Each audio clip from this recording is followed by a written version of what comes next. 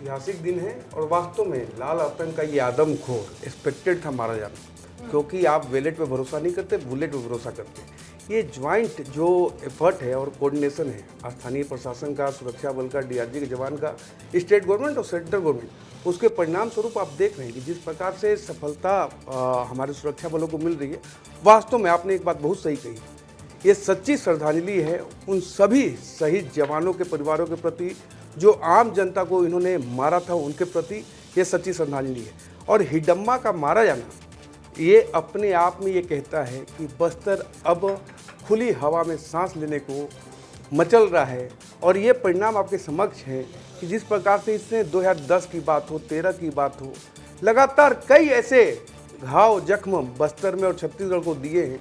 हमारे जवानों की हत्या करने के बाद यही इन्हीं के कोऑर्डिनेशन में लोग जेएनयू में जश्न मनाया जाता था। आज ये जश्न मनाने का दिन है कि बस्तर और छत्तीसगढ़ लाल आतंक से बाहर आ रहा है। बिल्कुल, हमारे साथ सांसद जी भी जुड़े हुए हैं। सांसद जी, पहले तो बहुत बधाई, क्योंकि बस्तर जिसको पहले नक्सलवाद का दंश झेलने वाली जगह कहा जाता था, अब वो बस्तर आजाद होता दिखाई दे रहा है। आज जिस तरीके से जवानों को कामयाबी मिली है, हिडमा का खात्मा हो गया है और देव जी की गिरफ्तारी हुई है 22 नक्सलियों के साथ, तो कितनी बड़ी सफलता के तौर पर इसे देख रहे हैं सांसद जी आप? निशिका जी, इस देश में आतंकवाद, नक्सलवाद, अलगाववाद का कोई जगह नहीं है, कोई स्थान नहीं रहा है, नहीं रहेगा। लेकिन दुर्भाग्य से आज़ादी के 79 वर्ष के अंदर कांग्रेस के नीति के कारण नक्सलवाद, आतंकवाद, अलगाववाद एक गतिविधि चलता था। लेकिन आदरणीय प्रधानमंत्री नरेंद्र मोदी जी के शासनकाल में, आदरणीय अमित शाह जी के नेतृत्व में हम नक्सलवाद, आतंकवाद, अलगाववाद को सभी खात्मे करने का हमारा लक्ष्य की ओर हम बढ़ रहे हैं। और बस्तर में जैसे लाल आतंक के कारण बस्तर जल, जंगल, जमीन, खनिज संपदाओं से भरा बस्तर, केरल राज्य से बड़ा बस्तर, उसको एक प्रकार से नक्सलियों ने कलंकित करके रखा था। वहाँ के लोगों को रोड, सड़क, बिजली, पानी, शिक्षा, स्वास्थ्य जैसे मूलभूत सुविधाओं से वंचित रखा था। आज यहाँ के लोग स्वपुर्त लोग सामने आ रहे हैं और जिसके कारण हमारी सरकार, डबल इंजन के सरकार के इच्छा शक्ति के कारण लगातार बड़े बड़े हम हार्डकोर नक्सलियों को मौत के घाट उतार रहे हैं। चाहे बसव राजू हो, चाहे अभी इड़मा हो, रुपे जैसा नक्सली आत्मसमर्पण कर चुके हैं, सैकड़ों की संख्या में आत्मसमर्पण कर रहे हैं। और 31 मार्च 2026 हमारा जो अंतिम डेडलाइन है, हम उसी ओर आगे बढ़ रहे हैं।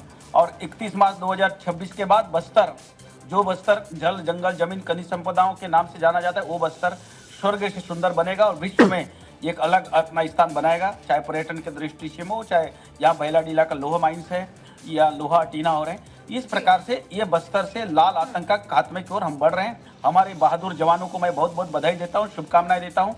हमारे आदरणीय मोदी जी, अमित शाह जी, हमारे विजय शर्मा जी, हमारे विष्णुदेव साय जी के कुशल नेतृत्व कारण ये सफलता हम प्राप्त कर रहे हैं।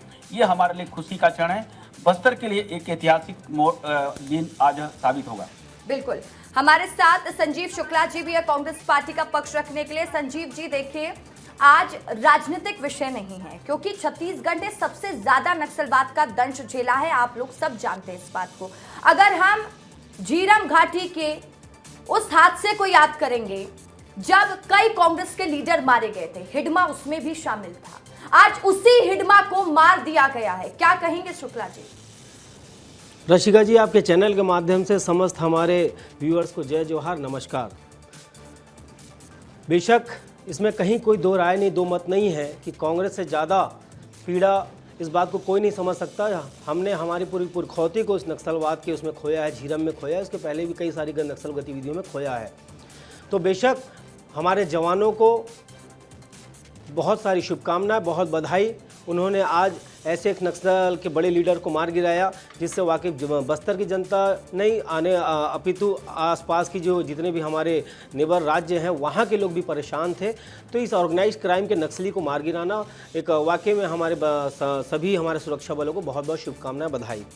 अभी मैं आपके चैनल के माध्यम से सांसद महोदय को सुन रहा था। सांसद महोदय जी ने कहा कि कहीं कोई नक्सलवाद कब बढ़ा, इन्होंने कहा कि कांग्रेस काल में बढ़ा। तो मैं शायद बस्तर सांसद जी की जानकारी में डालना चाहता हूं कि 2003 में 3 ब्लॉकों में नक्सलवाद हुआ करता था। ये तो बस्तर से हैं, बेहतर जानते होंगे।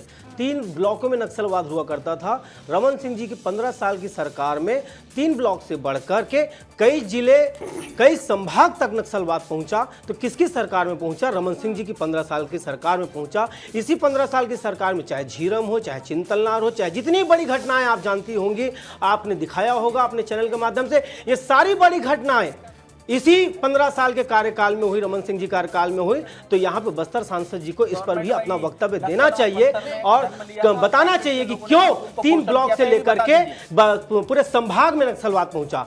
दूसरी बात इन्होंने बेलाडीला के माइंस की बात की।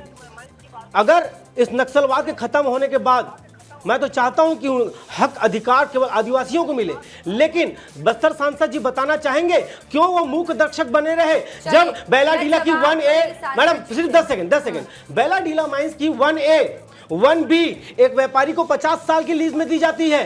कांकेर की हाहा लद्दी का जो माइंस है वो 50 साल के लिए दूसरे व्यापारी को दी जाती है। बेलाडीला की 1C तीसरे व्यापारी को 50 साल की लीज के लिए दी जाती है।